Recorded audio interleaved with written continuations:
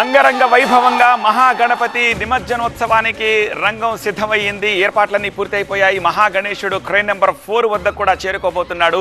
ఒక్కసారి crane number 4 దగ్గర ఎలాంటి వాతావరణం ఉంది? మా సీనియర్ అసిస్టెంట్ ఎడిటర్ దేవి లైవ్లో డీటెయిల్స్ అని సిద్ధంగా ఉన్నారు. దేవి, ఏమిటి పరిస్థితి? ఓకే, వచ్చేసింది. మీ వెనక కనిపిస్తున్నాడు మహాగణపతి. సో ఇక్కడ పూజాధికారికి ఎంత టైం పడుతుంది? ఎంతసేపట్లో నిమజ్జనోత్సవం పూర్తవుతుంది? సీఎం కొద్దిసేపటి క్రితం వచ్చి పర్యవేక్షణ చేశారు కదా. సో తొలి పూజ సీఎం చేశారు. సో ఈ చివరి పూజల్లో కూడా సీఎం ఏమైనా పాల్గొంటారా? సెక్రటేరియట్ లోనే ఉన్నారు. చూడాలి కానీ on time, Satya on time. అంటే ఆయన 1:30 లోపు అన్నారు.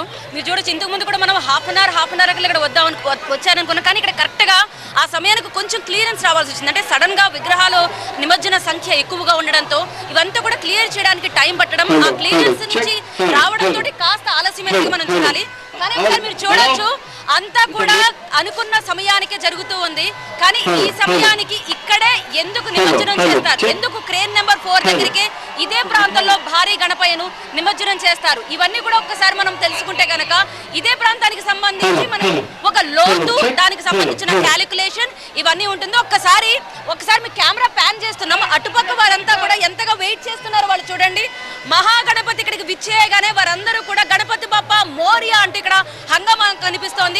మనతో పాటు చీఫ్ రిపోర్టర్ రాకేష్ ఒకసారి అందుబాటులో ఉన్నారు. ఒకసారి రాకేష్ తో మనం మాట్లాడదాం. రాకేష్, ఎందుకు ఇక్కడే నిమజ్జనం చేస్తారు?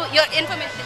అంటే ఇంతకు ముందు హుస్సేన్ సాగర్ 80 ఫీట్స్ డెప్త్ ఉంది, అంటే లోపలికి ఉండేది, చాలా లోతు ఉండేది. ఇప్పుడు చాలా డస్ట్ వచ్చేసి మడ్ వచ్చేసి మొత్తంగా కూడా 40-45 ఫీట్లకు పడిపోయింది. ఆ ఉన్న హుస్సేన్ సాగర్లో ఎంతో కొంత లోతున్న ప్రాంతం ఇదే. అందుకే ప్రతిసారి కూడా ఇక్కడ నిమజ్జనం చేస్తారు. ఇప్పుడు 70 ఫీట్ ఉంది మహాగణపతి. 70 ఫీట్ పూర్తిగా మునిగే అవకాశం లేదు. కాబట్టి ఒక నాగ్గా పెద్ద క్రెయిన్తో 80 మీటర్స్ క్రెయిన్తో కొంత బెండ్ చేసి, అంటే కొంత క్రాస్గా లోపలికి పంపిస్తారు.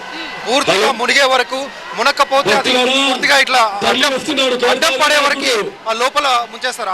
ఆ డెప్త్ కి ఇది సరిపోతుంది. కొంత స్లైట్ టెక్నాలజీని యూజ్ చేస్తూ ఉంటారు. ఇంతకు ముందు గతంలో అయితే వినాయకులు చిన్నగా ఉండేవి, హుస్సేన్ సాగర్ లోతు ఎక్కువ ఉండేవి. కానీ హుస్సేన్ సాగర్ లోతు తక్కువైంది, వినాయకుల సంఖ్య హైట్ పెరుగుతున్నారు.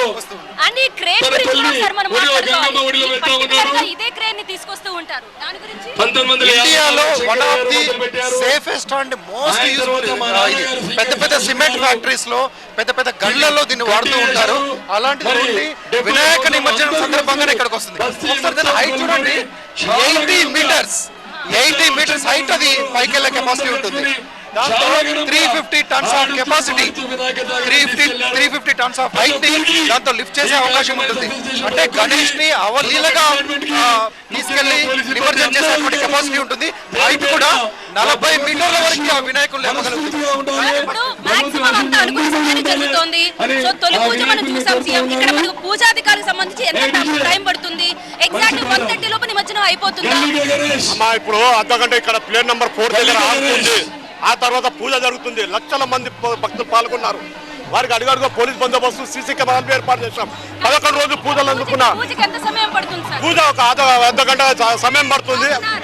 ఆ తర్వాత వెల్డింగ్ పని జరుగుతుంది. ఒక హాఫ్ అన్ అవర్ తర్వాత ఆపిన తర్వాత ఆ తర్వాత 2 గంటల లోపల నిమజ్జనం కార్యక్రమం జరిగిపోతుంది. కానీ చాలా అక్కడ కాస్త సేపు ఎక్కువసేపు ఆపినట్టు అనిపించింది. ఎందుకు అంతసేపు ఆపారు? ఇప్పుడు అక్కడ ఏంటంటే ఇంకా క్రౌడ్ ఎక్కువ ఉంది కాబట్టి మేము ఇక్కడ పబ్లిక్ ని జరుపుతూ డిపార్ట్మెంట్ వాళ్ళు ముందుకు అడుగుదాడలా నడుస్తూ వినాయకుడు మరి ఎలాంటి ఇబ్బంది లేకుండా చాలా క్రౌడ్ గా ఉంది. వారికి ఇబ్బంది కాకుండా ఇక వినాయకుడు సాగర్ వరకు డెవలప్ చేస్తూ మరి ఇక్కడ వినాయకుడు సాగర్ వరకు ప్లేన్ నెంబర్ 4 ఆ తర్వాత భక్తులు ఉత్కేశ్వర రానంతా భక్తులు పాల్గొన్నారు. మా భక్తులకు ధన్యవాదాలు. మీరు ఎలా జరుపుకుంటారమ్మా? మీరు లేకపోతే ఇంత క్లీన్ గా ఇలా కూడా ఉండలేదు. మీకు ఎలా అనిపిస్తుంది? బాగుంటాడు. ఎప్పుడు వర్క్ చేస్తాం గణేష్ చూడలేక బాగానే ఉంటది. బాగా అనిపిస్తుంది గణేష్, బాగా అనిపిస్తుంది.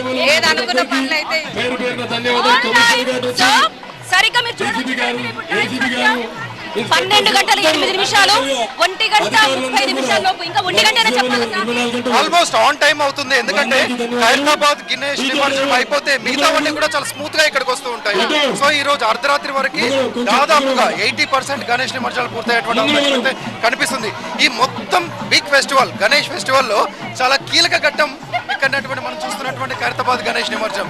ఈ గణేష్ అయిపోతే 50% అయిపోయినట్టు. కూడా ఏమనుకోని కానీ ఇక్కడికి వచ్చి హుస్సేన్ సాగర్ లో నిమజ్జనాలు చూడాల్సిందే అంటారు.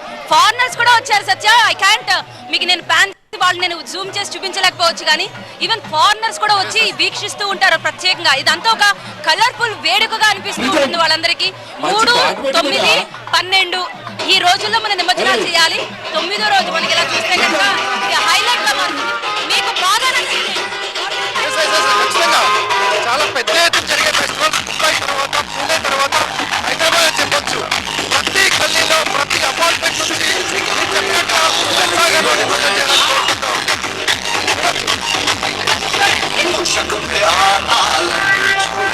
పోలీసులైనా విధులు నిర్వర్తించే కార్మికులైనా ఎవరైనా కూడా ఈ వేడుకలో పాల్గొనుకోవాల్సిందే. Over to you Satya. Can't hear you. Over to you. Okay